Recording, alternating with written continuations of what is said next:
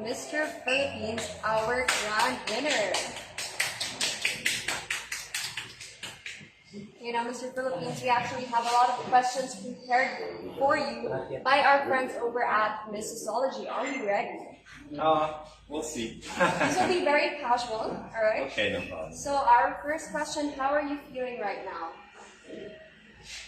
You know, I'm just feeling so grateful. I'm so thankful. Although a little bit tired, you know, we had a long day yesterday. All the candidates did. But I'm just so grateful with all the comments that everyone has given, all the things they have said, all the kind words that you have posted, commented.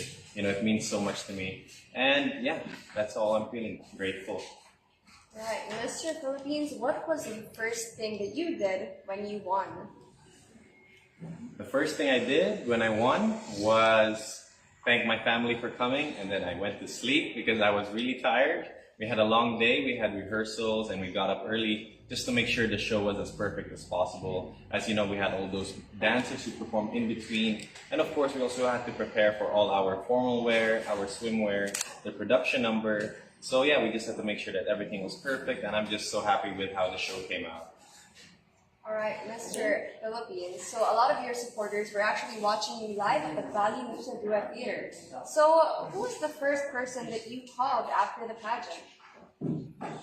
I mean, of course, the first person that I spoke to was my mom, because she was there physically, and of course all my titas, you know, my mom's friends, and of course my brother who was there supporting me. I could hear his voice roaring in the crowd. And I was also so surprised, you know, with all the Indonesian fans that were there as well, from the pageant community of Indonesia. I was so grateful for their support as well. Of course, they supported their fellow candidate from Indonesia, their own candidate, the host country. But I was just so grateful that they were there to support me as well.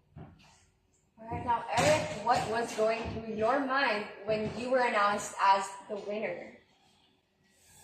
Once again, you know, I was just looking up at the skies and just hoping to hear that name.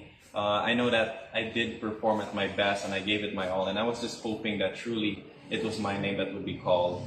All the candidates are so deserving, you know, I got to bond with them in the past few days, and they're just amazing people. They represented their countries with pride, and I was just so, once again, so thankful and so amazed by the fact that, you know, I was crowned the winner of Mr. Universe Tourism.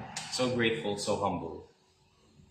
Alright, now Eric, once you were finally able to interact with your supporters and your family members, how was their reaction to your announcement as the Mr. Universe Tourism 2023 grand winner? I mean, they were basically squealing, especially my titas, you know, they were so happy. They flew in all the way from the Philippines, from my hometown in Dumaguete. They flew all the way to Manila and to Bali just to be here, just to support me. And I'm just so thankful to each and every one of them. And of course, you know, my phone was blowing up after, to all my supporters from Cebu, from Manila, or anywhere else in the Philippines. You know, I just want to thank you so much. It's been amazing having all of you behind me, and it's what really drove me, you know, gave me the passion to pursue this crown. Alright, and now our viewers want to know, are you planning to join showbiz? That's a question that I get asked a lot. As of the moment, it's not something that I can say for certain, but I never say never, you know. I never knew that I would get into the world of pageantry. I never knew I'd get into the world of modeling and fashion. So who knows, maybe one of these days, something will click in my head and I'll be, yeah, maybe I'll give it a go. Okay, and now, as you know, the competition has ended, who among your brothers here at Mr. Universe Tourism will you miss the most? That's a really difficult question, you know, because I tried to bond with everyone equally, because they're all so amazing. And of course, you know, my roommate was Mr. Spain, Fran Merida, and he was an amazing guy. He performed his best. And I thought that he was also deserving of getting the crown. You know, I thought he was my biggest competition. Vietnam also did so great, you know, being the first runner-up. His answers were spot on. As I was listening to them, I could really see that he was passionate and that he knew what he was talking about. But I think, to honestly say, the one I'd miss the most is Malaysia.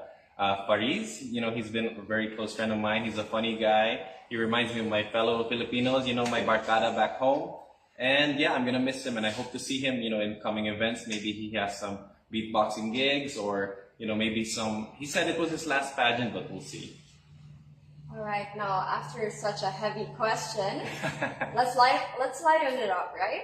So if your life would be made into a movie, who is the actor you think is fitting to play as you? If my life would, like my life story, you mean? Yeah. Well, I do get sometimes that I look like Taylor Lautner. So maybe he can play me. Although he would probably have to lose a few years just to get back to my level. But yeah, who knows? You know, I've heard so many people say that I look like Taylor Lautner. Maybe a little bit more brown or a Filipino version. But I think he would make a great actor if ever my life became a movie. Right. Good decision, Byron. Okay, so Mr. Philippines, during your stay here in Bali, what is your favorite experience or place? Wow, you know, that's so difficult to choose. We've been to so many places every single day. We've been to resorts, we've been to temples, and there's so many amazing places here in Bali. Just like the Philippines, you know, you can't pinpoint one particular place, but one place that I was truly amazed with was the 𝐔𝐫𝐢𝐤 Cultural Park. I'm pretty sure it's Garuda Vishnu Kar something.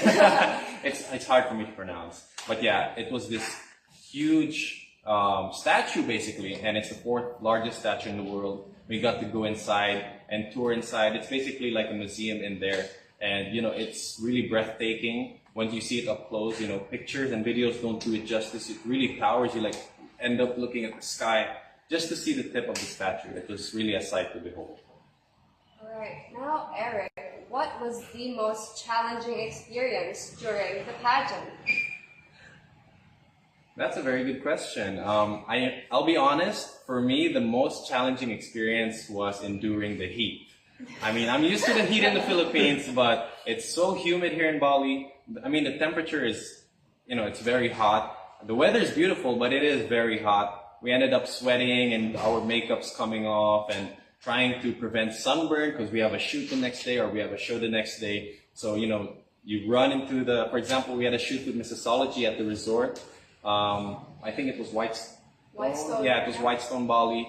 And by the poolside, it was really hot. So to take our photos, we had to run in, make sure that our feet don't get burned, and then take our shots. And then afterwards, you know, we're done. So I think it was the heat, definitely. All right.